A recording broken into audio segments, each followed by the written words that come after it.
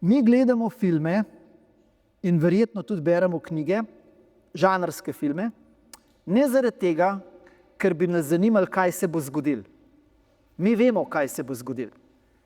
Mi jih gledamo, ker nas zanima, kako se bo zgodilo. Mi vsi vemo, da bo Bruce Willis na koncu deaktiviral bombo. Mi vsi vemo, da bo James Bond na koncu zmagal. Mi vsi vemo, da bo Frodo vrgel prsta noter v goro. To nam je vse jasno, zanima nas kako. In zdaj, par poskusov v zgodovini je bilo, recimo Dvoboj na soncu, mislim, da je iz leta 56 film, ki je poskus, da bi uporabili čisto vsak kliše westerna v njem. Skratka, to je najbolj pravilen western vseh časov in je popolnoma propadel. In edini film, za katerega vem, da je uporabil vse klišeje in postal uspešnica, je Titanic.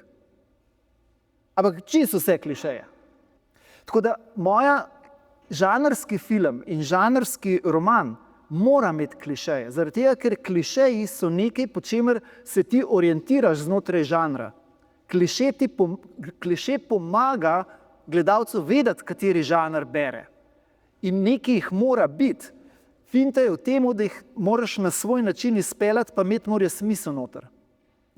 Je bilo pa res težko, sploh, zdaj pa ne morem povedati, ker je finalni obračun, ne morem nič povedati o njem, ampak to je bila ena izredno, zelo sem se boril sam s sabo. A bi to tako naredil ali ne? Ampak sem na koncu ravno zaradi tega, da je kliše. Ampak je malo drugačen kliše. Tisti, ki ste gledali Terminatorja, boste razumeli.